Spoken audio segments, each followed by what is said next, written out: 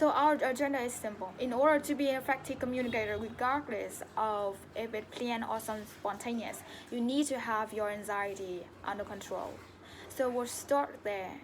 Second, what we're going to talk about is some ground rule for the interactivity we have today. And then finally, we're going to get into the heart of what we'll be covering again. As I said, a lot of activity, and I invite you to participate in. So let's get started with anxiety management. 85% of people tell us that they are nervous in speaking in public. I think the other 50% are lying. We can create a situation when we can make them nervous too. In fact, just this past week, a study from Chapman University asked Americans what are the things that you fear most. And among being caught in a surprise terrorist attack, have an identity stolen, or public speaking. Among the top 5 was speaking in front of others. This is a ubiquitous fear, one that I believe we can learn to manage.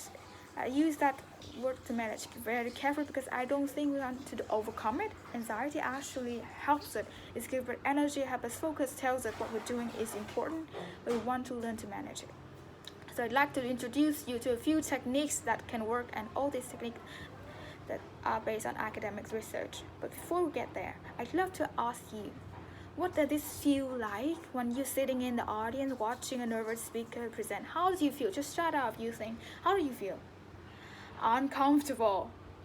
I got many of you are, yes, uncomfortable. It feels very awkward, doesn't it? So what do we do? Now, a couple of you probably like watching somebody suffer, okay? But most of us don't. So what do?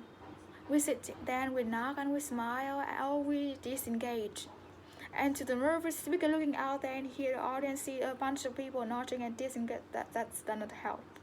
So we need to learn to manage our anxiety, because fundamentally the job is to communicate, rather that regardless of it's planned or spontaneous. It's to make your audience comfortable, because if they're comfortable, they can receive the message. And when I say comfortable, I'm not referring to the fact that the message have to be sugar-coated and nice and pleasant to hear. It can be a harsh message, but they have to be in a place where they can receive it. So it's incumbent on you, a communicator, to help your audience feel comfortable when we do that by managing our anxiety. So let me introduce you a few techniques that I think you can use right away to help you feel more comfortable.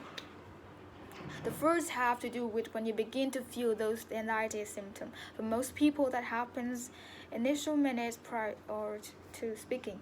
In this situation, what happens is many of us begin to feel whatever it is that happened to you. Maybe your stomach gets a little bit gurgly, maybe your leg begin to shake, you may begin to spiral. They start to say to ourselves, oh my goodness, I'm nervous.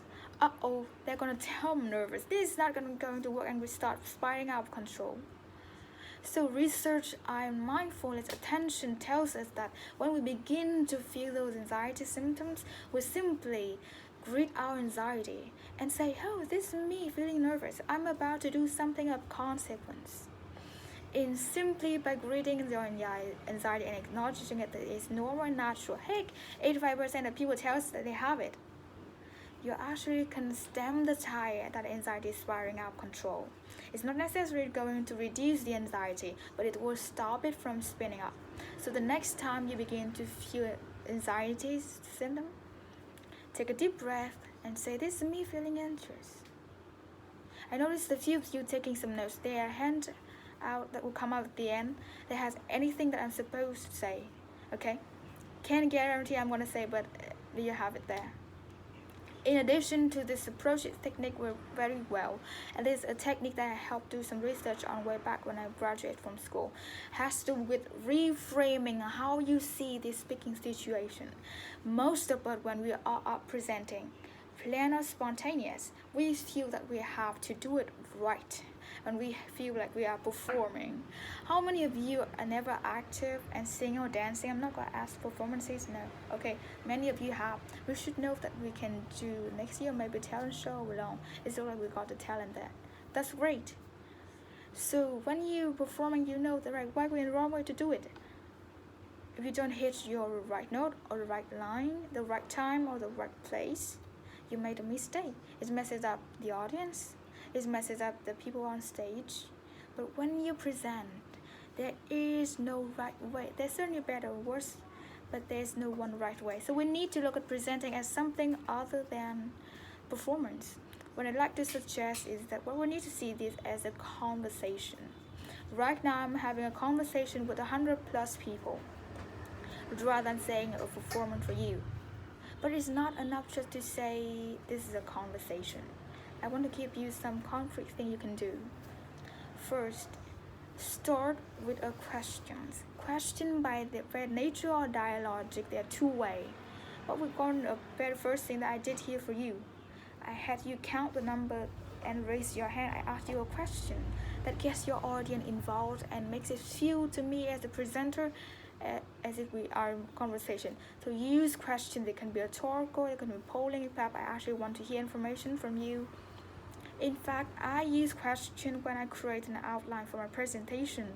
Rather than writing bullet points, I list questions that I'm going to answer, and that put me in conversation mode.